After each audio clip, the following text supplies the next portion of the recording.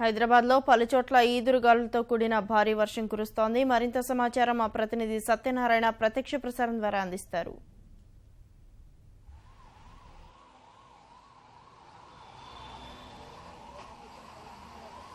చెప్పన్నా. లలిత, హైదరాబాద్లో రెండో రోజు కూడా లోతట్టు ప్రాంతాలన్నీ జలమయమయ్యాయి. రాత్రి కురిసిన భారీ వర్షానికి ఇటు రహదారులన్నీ కూడా జలమయమై రాకపోకలకు తీవ్ర ఇబ్బందులు ఏర్పడ్డాయి. ఇటు లోతట్టు ప్రాంతాల్లో ఇళ్లలోకి నీరు చేరడంతో ప్రజలు తీవ్ర ఇబ్బందులు ఎదుర్కొన్నారు. అయితే మొత్తం మీద 2 రోజులుగా నగరంలో కురుస్తున్న వర్షాలకు చాలా చోట్ల కూడా విద్యుత్ సరఫరా నిలిపివేశారు. ఇటు పరిస్థితి 2 రోజులుగా వర్షం తీవ్రంగా కురుస్తున్న నేపథ్యంలో అధికారులు కూడా ఎప్పటికప్పుడు పరిస్థితిని అంచనా వేస్తూ టోల్ ఫ్రీ నంబర్లు ఏర్పాటు చేసి ప్రజలకు ఎక్కడ ఏ ఇబ్బంది ఏర్పడ్డా కానీ అందుబాటులో ఉండి సహాయ చర్యలు చేపట్టేందుకు సన్నాహాలు చేస్తున్నారు. మరోవైపు అదేవిధంగా మనం ప్రస్తుతం మనం పంజాగుట్ట ప్రాంతంలో ఉన్నాము. ఇక్కడ చూస్తున్నాం రోడ్లన్నీ కూడా మొగలు లోతు నీళ్ళలో ఉన్నాయి. ఇదే ప్రాంతంలో కాకుండా ఎల్బీనగర్, వనస్థలిపురం, సహారా ఎస్టేట్, అదేవిధంగా చందానగర్, ఇటు కూకట్పల్లి, ఇటు చాలా చోట్ల కూడా నగరంలోని ప్రధానమైన ప్రాంతాల్లో రహదారులన్నీ కూడా జలమయమైపోయాయి.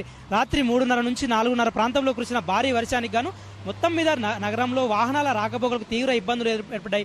అదేవిధంగా లోతట్టు ప్రాంతంలో ఉన్నటువంటి చాలా చోట్ల కూడా, ముఖ్యంగా కవాడిగూడ ప్రాంతంలో లోతట్టు ప్రాంతాల్లో ఉన్నటువంటి ఇళ్లలోకి నీరు చేరి ప్రజలు తీవ్ర అవస్థలు ఏర్పడ్డారు, అవస్థలో చిక్కున్నారు. అదేవిధంగా మరోవైపు ఉప్పల్లోని రామంతపూర్ ప్రాంతంలో మురికి నీరు మొత్తం ఇళ్లలోకి చేరుకొని ప్రజలు తీవ్ర ఇబ్బందులు ఏర్పడ్డారు. మొత్తం నగరంలో చూసుకుంటే ఇక్కడ చాలా మంది కూడా ఇక్కడ ఉన్నటువంటి ప్రజలు చాలా ఇబ్బందులు ఎదుర్కొన్నారు. ఇప్పుడు ఇక్కడ మనం పంజాగుట్ట ప్రాంతంలో ఉన్నాము. నిమ్స్ ఆసుపత్రి దగ్గర చూసుకుంటే మోకాలు లోతు నీళ్లలో ప్రజలు తీవ్ర అవస్థలు ఏర్పడ్డాయి.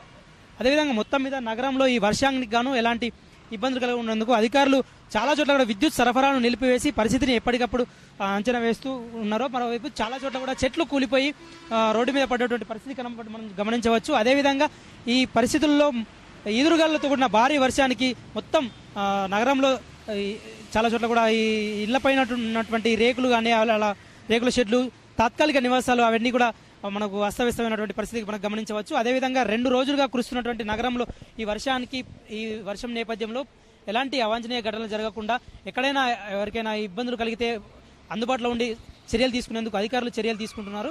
ఇందుకు సంబంధించి టోల్ ఫ్రీ నెంబర్ ఏర్పాటు చేసి జీహెచ్ఎంసీ అధికారులు చర్యలు తీసుకున్నారు. మొత్తం ప్రస్తుతం ఇది నగరంలో ఈ తెల్లవారుజామునటువంటి గంట సేపు కురిసిన ఈ భారీ వర్షానికి నగరంలో ప్రస్తుతం ఇలాంటి పరిస్థితులు నెలకొన్నాయి. ఇది హైదరాబాద్లో భారీ వర్షానికి నెలకొన్న పరిస్థితులు. కెమెరామెన్ పురుషోత్తంతో సత్యనారాయణ, ఈటీ న్యూస్, హైదరాబాద్.